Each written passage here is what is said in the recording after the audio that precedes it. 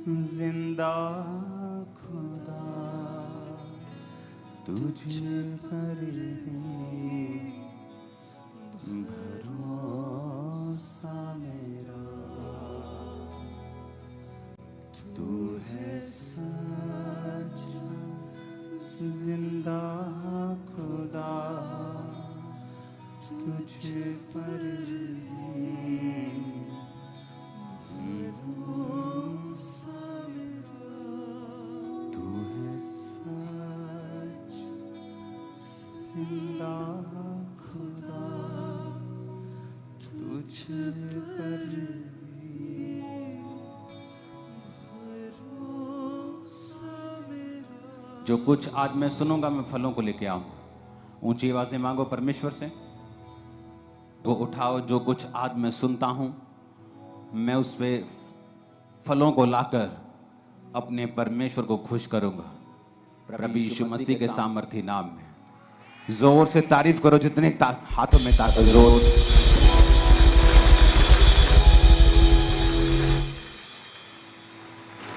लूका 6 उसकी 12 और 13 आयत को हम पढ़ेंगे। उसमें लिखा है कि उन दिनों में वह पहाड़ पर प्रार्थना करने के लिए गया और परमेश्वर से प्रार्थना करने में सारी रात बिताई। जब दिन हुआ तो उसने अपने चेलों को बुलाकर उनमें से 12 चुन लिए और उनको प्रेरित कहा। बाइबल कहती है प्रभु यीशु मसीह ने सारी रात प्रार्थना की, पहाड़ पर प्रार्थना करने के लिए गए और सारी रात प्रार्थना करते रहे, क्योंकि दिन को परमेश्वर को चेलों को चुनना था। पीछे आवाज आ रही है, सबको अपने हाथों को हिलाओ पीछे लास्ट तक। तो एक इंपॉर्टेंट काम परमेश्वर ने करना था। परमेश्वर ये नहीं चाहते थे कि वो चर्च को, कलीसिया को, लोगों को, क्योंकि प्रभु जानते थे कि उनका एक लिमिटेड टाइम है जो उन्होंने जीना है और उसके बाद क्रूस पर चढ़ना है, मरना है और फिर तीसरे दिन मुर्दों में से जी उठना है, फिर 40 दिन प्रीच करना है और उसके बाद 41वें दिन स्वर्ग पे चले जाना है और फिर उसने लेने आना है। ये परमेश्वर को मालूम था। तो परमेश्वर जानते थे कि उसके जाने के बाद वो चेले काम करेंगे जिन्होंने परमेश्वर से सीखा है। इसलिए अगर आप बाइबल को ध्यान से पढ़ेंगे तो परमेश्वर ने कुछ महीने ही लोगों के साथ उनको चंगा करते हुए और उनको प्रीच करते हुए बिताए। कुछ लोग 34 दिन कहते हैं, हम 2 महीने भी लगा लें। और बाकी के 3.5 साल उसने चेलों को ट्रेंड करने के लिए, चेलों को सिखाने के लिए बिताए, क्योंकि परमेश्वर ये जानते थे कि अब ये मेरा सुसमाचार चेले आके लेके जाएंगे। तो परमेश्वर ये जानते थे कि मैं चर्च को कमजोर लीडर ना दूं, डाइवर्टेड लीडर ना दे दूं, शारीरिक अगुवे ना दे दूं, गलत अगुवे ना दे दूं। तो परमेश्वर ने अपने डिसीजन को सही करने के लिए सारी रात प्रार्थना की। लेकिन आज का विश्वासी जब पता है कि सुबह एक बड़ी अच्छी डील करने के लिए जाना है, रात को वो मोबाइल पे लगा होता है और 2 बजे व्हाट्सएप चला के, फेसबुक चला के, सारे दोस्तों को इंस्टाग्राम पे चेक करके फिर वो सोता है और फिर लाइफ में गलतियां करता है और फिर इल्जाम दूसरों पे डालता है, यार ये बंदा गलत मिल गया लाइफ, यार मेरा पार्टनर गलत मिल गया, बिजनेस पार्टनर सही नहीं मिलिया मैनू, यार मैनू उन्हें धोखा दे दिता। जीसस जानते थे कि अपना फेलियर किसी के ऊपर डालने के बजाय ये अच्छा है कि मैं सारी रात परमेश्वर से प्रार्थना करूं और परमेश्वर से अगुवाई को मांगूं और अपने डिसीजंस के ऊपर परमेश्वर की अगुवाई को लूं, ताकि मैं कोई भी गलती ना करूं। हालांकि उन 12 चेलों में से एक व्यक्ति शैतान था, यहूदा इस्करियोती, लेकिन वो भी परमेश्वर की इच्छा के नीचे ही था कि उसका चेला ही उसे पकड़वाएगा, उसका प्रेम करने वाला, उसको चुंबन देने वाला, किस करने वाला चेला ही उसे पकड़वाएगा। लेकिन आज कितने विश्वासी हैं जो अपनी लाइफ के इंपॉर्टेंट डिसीजंस लेने हो तो वो प्रार्थना के साथ जाते हैं। आपके बच्चों को कौन से स्कूल में डालना है, ये प्रार्थना का विषय है। आपको किस जगह पर कैसे सेवकाई करनी है, प्रार्थना का विषय है। इस सेवकाई को करने से पहले, इस सेवकाई को शुरू करने से पहले मैं लंबी लंबी रातों प्रार्थनाओं में रहा हूं कि मुझे किस तरह से शुरुआत करनी है, कहां करनी है, मुझे कुछ मालूम नहीं था। बाइबल कहती है प्रार्थना छुटकारे को लेके आती है, लेकिन आज कितने विश्वासी हैं जो प्रार्थना करते हैं? अक्टूबर महीना एक बहुत स्पिरिचुअल महीना है और सबसे इंपॉर्टेंट महीनों में एक है आप लोगों के लिए। मैं आपको बता रहा हूं स्पिरिचुअली।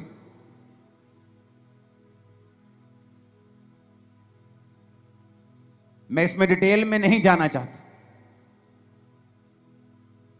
लोग जादू और टोनों के नीचे रहते हैं इन महीनों में,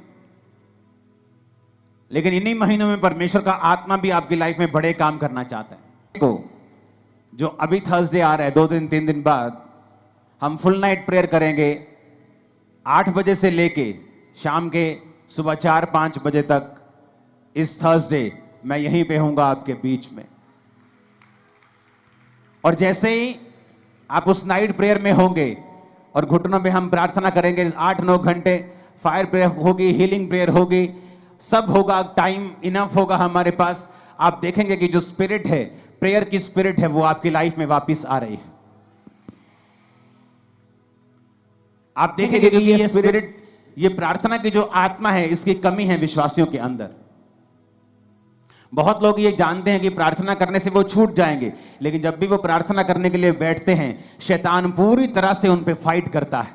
आपके परिवार के बीच से होके, आपके शरीर के बीच से होके, इच्छाओं के बीच से होके, आपको जब प्रार्थना करने का समय होता है, हर तरह के नेगेटिव ख्याल आपके मन में आता है, हर तरह का अविश्वास आपके मन में आता है।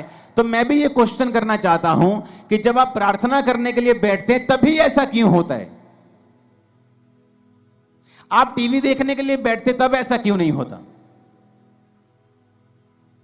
जब आप प्रार्थना करने के लिए बैठते हैं तभी अविश्वास मन में क्यों आता है? तभी शैतान मन में क्यों आता है? तभी नेगेटिव बात मन में क्यों आती? तभी पाप मन में क्यों आता है? इस गधे को समझाओ थोड़ा। अगर इशारा एक बार समझ नहीं आया तो तुम गधे हो, अगर एक बार में समझ आ गया तो तुम समझदार हो। ऊंची आवाज में हालेलुया बोलो जरा। मैंने एक क्वेश्चन किया आपसे, मैंने कहा अगर आप लोगों को प्रार्थना करने के टाइम पे ही शैतान तंग करता है तो ऐसा क्यों है? क्योंकि शैतान को मालूम है प्रेयर में छुटकारा है। उसको पता है कि प्रेयर के द्वारा ही आप अगले लेवल तक जा सकते हो। उसको पता है कि प्रेयर के द्वारा ही आप ऐसे डिसीजन ले सकते हो जो आप अपने दिमाग से कभी नहीं ले पा रहे थे। क्योंकि उसको पता है कि जब आप प्रेयर करेंगे तो परमेश्वर आपकी स्पिरिट में आपकी अगुवाई करेगा। झट से आपको अंदर एक लाइट की तरह जगता है, जैसे लाइट जगती है ना एकदम कमरे में, वो मोमेंट एक लाइट की तरह होता है। जस्ट आपकी स्पिरिट में ऐसे आता है लाइट की तरह, और आपको मालूम होता है कि परमेश्वर ने आपसे बात की है। लेकिन ये सारी चीजें प्रार्थना में होती हैं और वचन पढ़ने के दौरान होती हैं, जब आप प्रार्थना वाले स्थान में होते हैं और आप वचन पढ़ते हैं।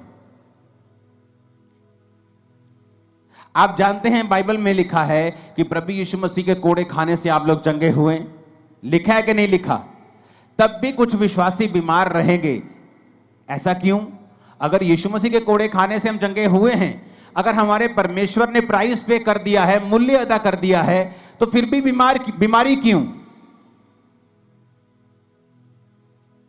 बीमारी इसलिए क्योंकि बाइबल का वचन कभी भी अपने आप पूरा नहीं होता। जिस तरह इंडिया का संविधान जो आपको ताकत देता है, जो ये कहता है कि जब आपने एक प्रॉपर्टी के पैसे पे कर दिए और वो प्रॉपर्टी की रजिस्ट्री आपके नाम के ऊपर है, तो कोई दूसरा उस पर कब्जा नहीं कर सकता, लेकिन फिर भी लोग कब्जा कर लेते हैं, हाँ या ना? फिर आप क्या करते हैं? आप कोर्ट में जाते हैं।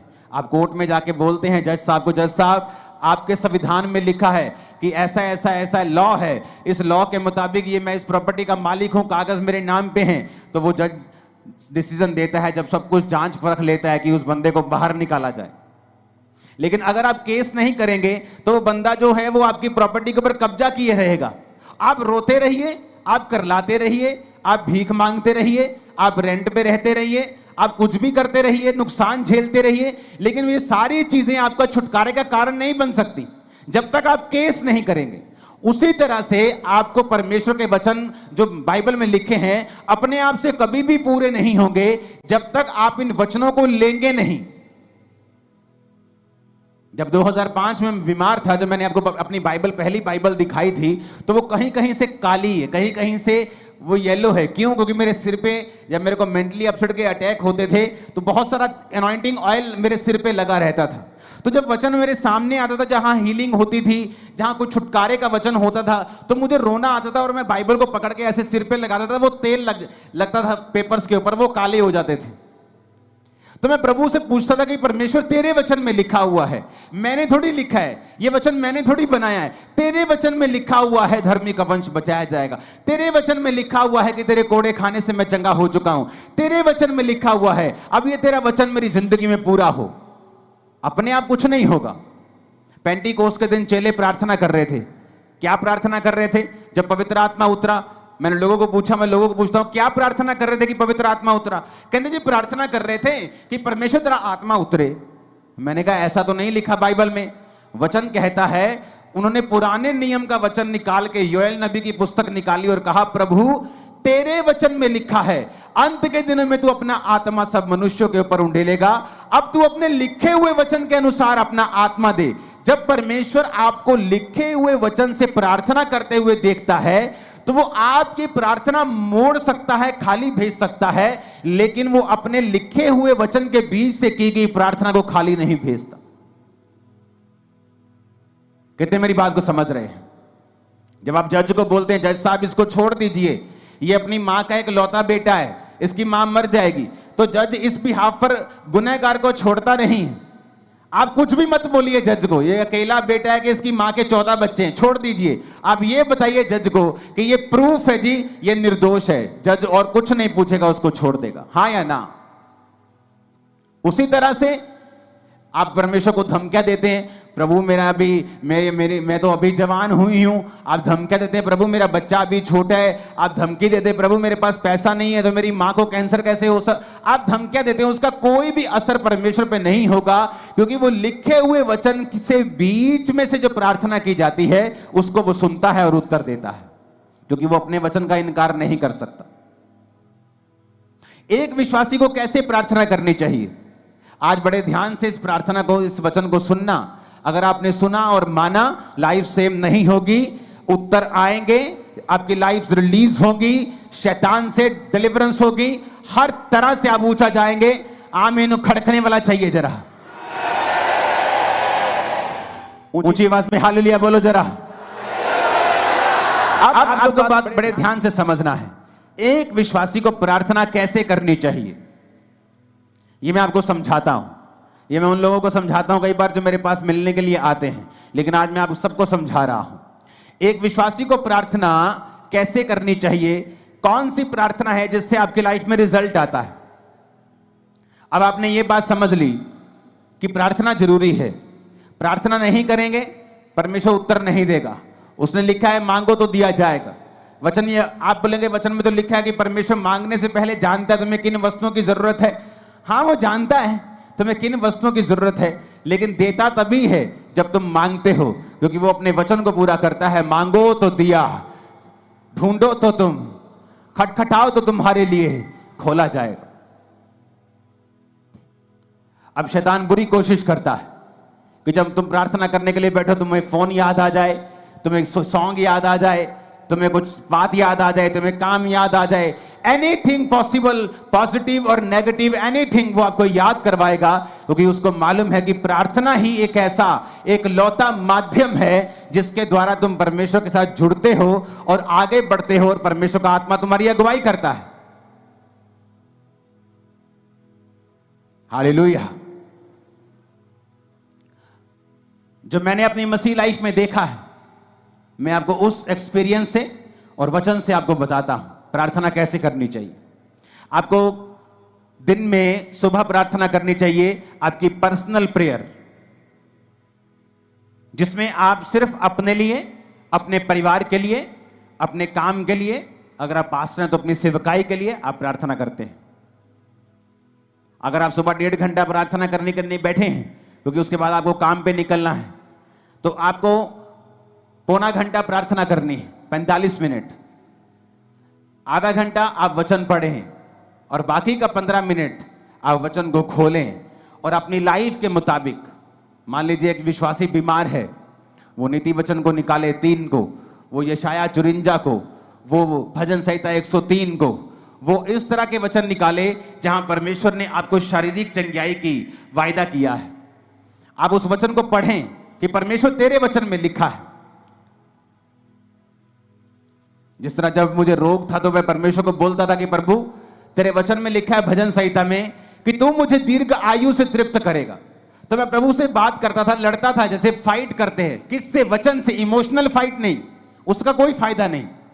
वचन से फाइट करना। परमेश्वर कहता है वचन से अपने प्रमाण मुझे दो, सबूत दो मुझे। क्यों मैं तुम्हें चंगा करूं, क्यों तुझे बच्चा दूं, क्यों ब्लेस करूं, सबूत दो। क्या है सबूत? सबूत वचन है। तो प्रभु से मैं बोलता था प्रभु तेरे वचन में लिखा है कि तू मुझे दीर्घ आयु से तृप्त करेगा, तो क्या इस रोग के साथ मैं दीर्घ आयु जी सकता हूं? अगर जी सकता हूं तो ये दीर्घ आयु किस काम की होगी अगर मैं सारी उम्र रोगी रहूंगा? तो मैं इस तरह से प्रभु के साथ फाइट करता था कि प्रभु तेरे वचन में लिखा है कि तू मुझे दीर्घ आयु से तृप्त करेगा। एक टेस्टिमनी को मैं पढ़ रहा था, एक सिस्टर की। आज बहुत सारी जबरदस्त गवाहियां आपने सुनी, तारीफ करो सब गवाहियों के लिए। तो मैं गवाही जब सुन रहा था तो एक सिस्टर थी जिसने वचन सुना, और वचन सुनने के बाद उसने रोज वचन के बीच से प्रार्थना करनी शुरू कर दी। तो हुआ क्या था, उसके यूट्रस में बीमारी थी, उसको बेबी नहीं, हस्बैंड में भी रोग था, बेबी नहीं हो सकता था। लेकिन उसे ये मालूम हुआ कि वचन के बीच से अगर मैं प्रार्थना करूंगी और प्रभु को उसके वायदे याद करवाऊंगी तो ये परमेश्वर संभव है। उसने प्रार्थना करनी शुरू कर दी वचन से कि प्रभु तेरे वचन में लिखा है कि धर्मी का वंश बचाया जाएगा। मेरा वंश कहां है? क्या मैं धर्मी नहीं हूं? मैं तुझ पे विश्वास करती हूं तो मैं एक धर्मी हूं।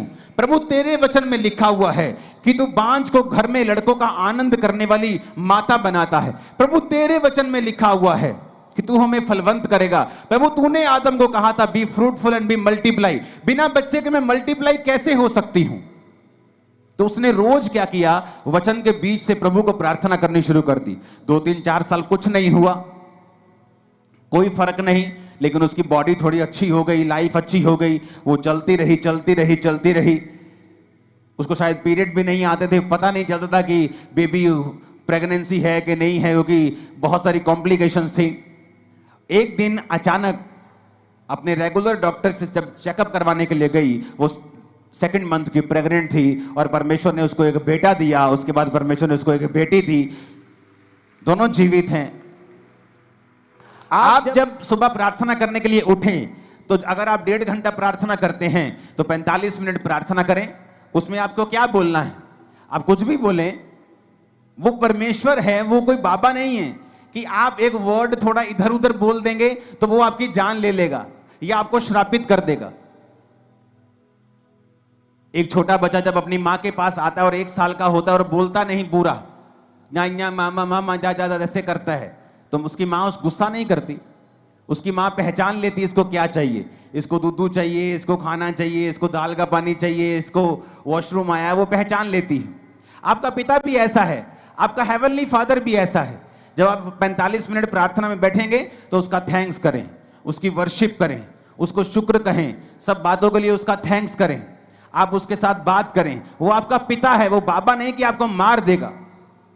आपको 2 चीजें गलत पढ़ देंगे तो वो आपका कत्ल कर देगा या आपको श्रापित कर देगा, ऐसा नहीं है। लेकिन वो ऐसा परमेश्वर भी है जो ये कहता है कि अपना प्रमाण मुझे दो, जो ये चाहता है कि उसके बच्चे एक्टिव रीति से ये जाने कि वचन में क्या लिखा है और वचन में कौन सी चीजें हैं, क्या अधिकार हैं हमारे पास वचन के बीच से जो हमें इस्तेमाल करने हैं। तो जब आप सुबह प्रार्थना करने के लिए 45 मिनट उठे और आपने प्रार्थना की, आपने थैंक्स किया, आपने वर्शिप की, आपने प्रभु का थैंक्स किया, 45 मिनट हो गए, आपने आधा घंटा बाइबल पढ़ी। अब अगले 15 मिनट, आधा घंटा बड़ा इंपॉर्टेंट है। उसमें क्या करना है? वचन निकालना है जो आपकी लाइफ से संबंधित है। आपको हीलिंग चाहिए, हीलिंग के वचन निकालें। आपको बच्चा चाहिए, उस बच्चे के वचन निकालें। जहां परमेश्वर ने आपको वंश आशीषित करने का आपको वायदा किया है, परमेश्वर ने कहा वो व्यक्ति जो परमेश्वर की इच्छाओं पर चलेगा और उससे उसका डर मानेगा, परमेश्वर उसको उसी मार्ग में चलाएगा जिससे वो प्रसन्न होता है, उसका वंश पृथ्वी पर पराक्रमी होगा। तो परमेश्वर कहते हैं तुम्हारे बच्चे जो होंगे पृथ्वी के ऊपर पराक्रमी होंगे, बड़े बड़े काम करने वाले होंगे, डरपोक बच्चे नहीं होंगे। तो आप इस वचन का फायदा उठा सकते हो। अगर आपके बच्चे डरपोक है तो, अगर आपके बच्चे अनसक्सेसफुल है तो, कम पढ़ते हैं तो, समझ नहीं आती कि प्रभु तेरे वचन में लिखा है कि तेरा वंश पृथ्वी के ऊपर